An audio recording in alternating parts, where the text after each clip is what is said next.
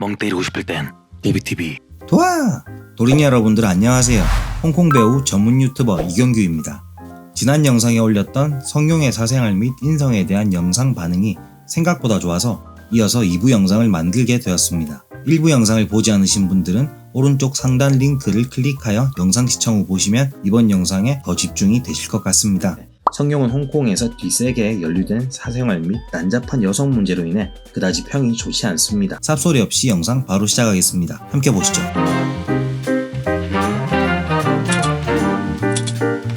지난 영상에서 언급했던 자신이 소유한 재산을 상속하지 않고 기부를 하겠다는 의사를 밝혔다는 내용에 대해 부연 설명을 먼저 하고 시작하도록 하겠습니다. 내 자식에게 능력이 있다면 내가 물려주지 않아도 알아서 벌 것이고 내 자식에게 능력이 없다면 물려줘봤자 탕진할 것이다 라고 답하기도 했습니다. 영상 댓글에 어떤 분께서 글 바꿔라, 전 재산 다시 아들 방조명한테 유산으로 준다고 마음 바꿨다 라고 말씀하셨더라고요. 업로드한 영상 수정이 불가능하니 이렇게 따로 설명하겠습니다.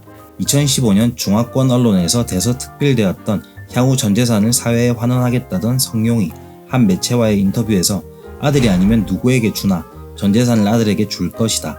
그는 내 아들이고 나는 그의 아버지다.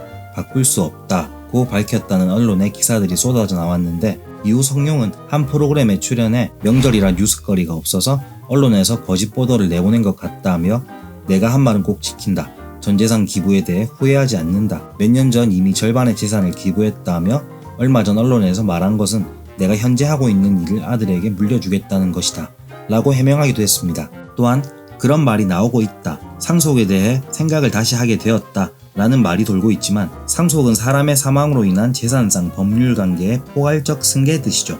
상속과는 별개로 방조명의 28번째 생일을 맞이하여 중국 북경에 363평에 달하는 고급 아파트를 선물하는 등의 증언은 하고 있지만 성룡이 직접 상속을 해주겠다 라며 본인이 했던 말을 공식 석상에서 뒤집지 않는다면 그가 죽기 전까지는 아무도 알 수 없겠죠. 물론 죽기 전 야금야금 재산을 증여할지 여부는 지켜봐야 할 것 같습니다. 또한 전 재산의 절반을 2009년 기금회에 기부를 한 사실은 많은 분들이 잘 알고 계실 것 같습니다. 물론 그 이후로 더 많은 돈을 벌긴 했겠죠. 현재에 이르기까지도 많은 기부를 한 것도 사실이니 이 부분은 칭찬받아야 할 것 같습니다. 자, 이제 성룡 따거가 홍콩에서 라고 욕먹는 이유에 대한 이야기를 해보려고 합니다. 이로 인해 우리나라 사람들에게도 좋지 않은 이미지, 미운 털이 박혀서 욕먹기도 하고 있죠. 이 이야기가 이번 영상의 핵심 내용입니다. 옛날에는 인터넷 SNS가 활성화되지 않았기 때문에 성룡의 행동이 많이 알려지지 않았었지만 인터넷과 SNS가 활성화되어 있는 지금은 많은 분들에게 알려져 있는 상황입니다. 아마 그 당시 지금처럼 SNS가 활성화되어 있었다면 성룡이 뜨지 못했을 것 같습니다. 물론 할리우드처럼 배우의 인성과 연기력을 별개로 두는 문화를 가진 나라도 있긴 하지만 적어도 우리나라에서는 그랬을 것 같네요. 1980년대, 1990년대는 정치적 색채를 별로 내보이지 않았습니다. 다만 1984년 제작된 프로젝트 A의 속편 A 계획 속집에서는 등장인물 마여룡의 입을 빌어 대륙인과의 구별되는 홍콩인의 독자성을 이야기하기도 했고 진압 직전인 1989년 5월 30일 1989년 6월 4일 중국 천안문 광장에서 벌어진 대규모 민주화 운동인 천안문 육사 항쟁을 지지하며 중화민주주의 헌정 콘서트를 여는 등 베이징과는 어느 정도 거리를 두고 있었습니다. 이 콘서트는 성룡을 포함한 주윤발, 유덕화, 등여군, 증지위, 남운, 알란탐, 장하구, 매원방 등 거의 모든 홍콩의 탑스타들이 나와서 베이징 정부가 대학생들의 요구사항을 받아들이고 이들을 탄압하지 말 것을 요구했었습니다. 하지만 90년대 홍콩 자체 영화가 쇠락하고 폴리스 스토리 3부터 중국 시장을 겨냥하거나 중국이 배경인 영화를 내면서 중국에 자주 드나들고 중국 고위층의 호의적인 대접을 받으면서 친중적인 성향이 강해진 것으로 보여집니다. 애국주의를 강조하는 게 아닌 이탈리아의 파시즘, 독일의 나치즘의 대표적인 이념인 전체주의를 옹호하는 발언을 하면서 사람들에게 미운 털이 박히기 시작합니다. 특히 2009년 중국인은 강력한 통제를 받아야 한다. 지나친 자유는 홍콩과 대만처럼 혼란을 불러올 수 있다는 발언을 해서 비난을 받았습니다. 물론 이 발언이 나온 맥락이 규제가 없는 홍콩의 영화 제작 환경에서 작품성이 형편없는 영화가 쏟아져 나온 것을 염두에 두고 한 발언이긴 하지만 그래도 오해를 살만한 발언이긴 한 것 같습니다. 또한 2008 베이징 올림픽 성화 봉송 때는 티베트 유혈 진압 사태에 대한 반발로 프랑스 등에서 봉송되는 성화를 끄려고 하는 등 크고 작은 시위가 생기자 성화봉송을 막으려 하는 자는 따끔한 쿵푸의 맛을 보여주겠다라는 중2병 같은 발언을 했다가 시사평론가들의 풍자와 만평에 오르내리기도 했습니다. 중국 본토에 진출하여 연애활동을 하려는 입장이라 중국에 밉보이지 않으려는 상황인 것은 어느 정도 이해하지만 주윤발처럼 중국 입장에 거슬릴 수 있는 언행은 하지 않더라도 이영걸이나 다른 홍콩 배우들처럼 입 다물고 가만히 있었으면 중간은 갔을 텐데 말입니다. 역시 옛말에 가만히 있으면 반이라도 간다는 말이 틀린 말이 아니네요.